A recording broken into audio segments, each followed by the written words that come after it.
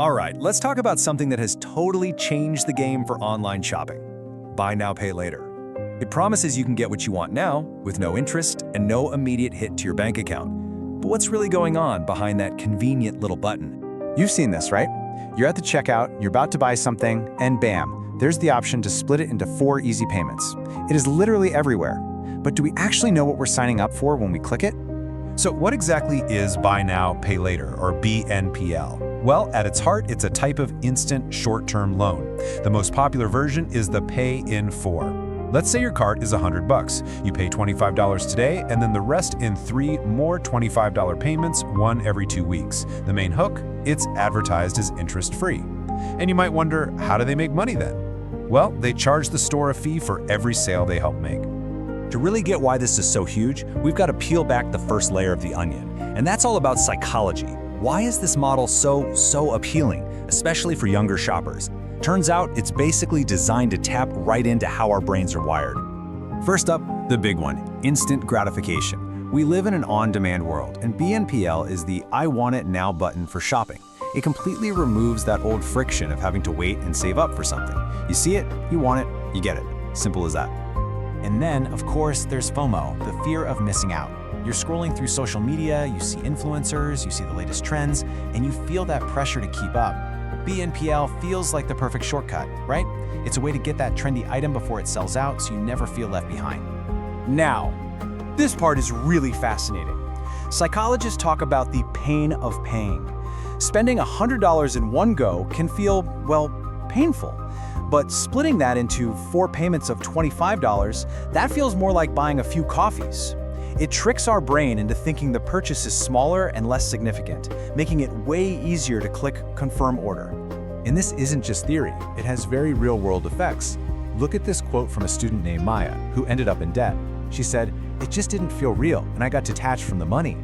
It's like you're playing with Monopoly money, until one day you realize the bills are very, very real. So you take that powerful psychology, and it's no wonder this industry has just exploded. But the sheer scale of the BNPL boom is frankly staggering. Let's actually look at the numbers.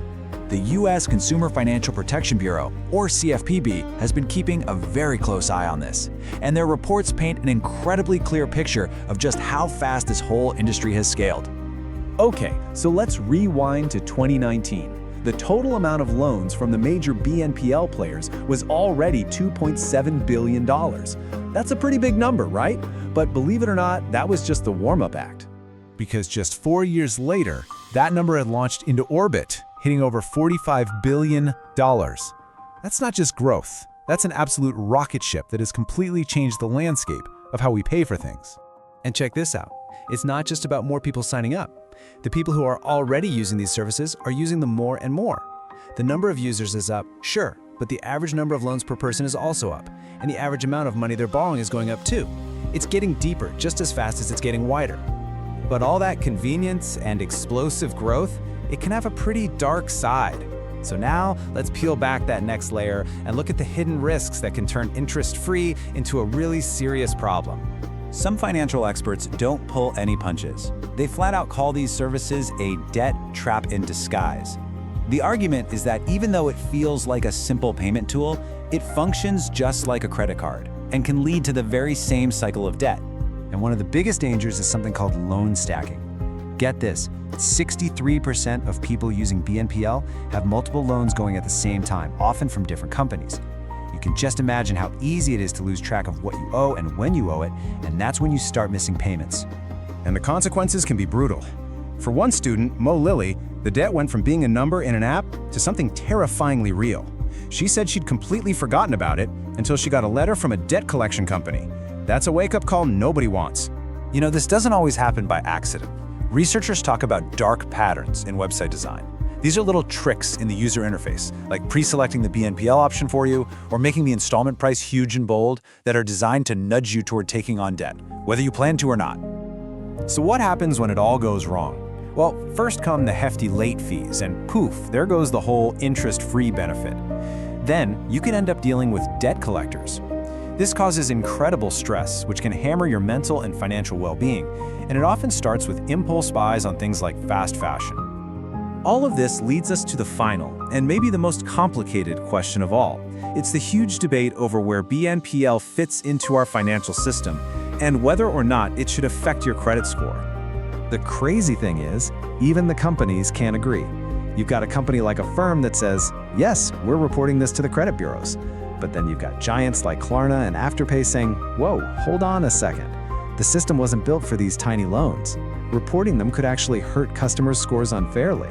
And that really gets to the heart of it for us, doesn't it?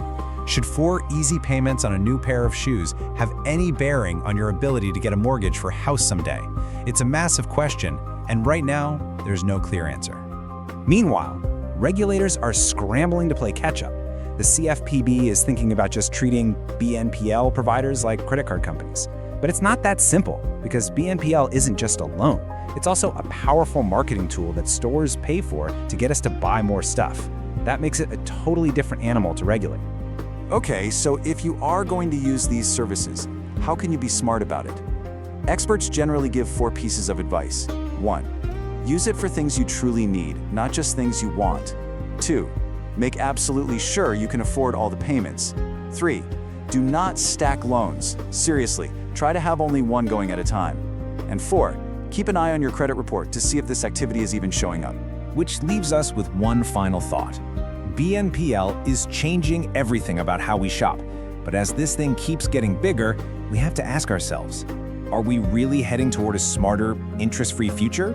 Or are we just falling for the same old debt, but in a much more clever and appealing disguise?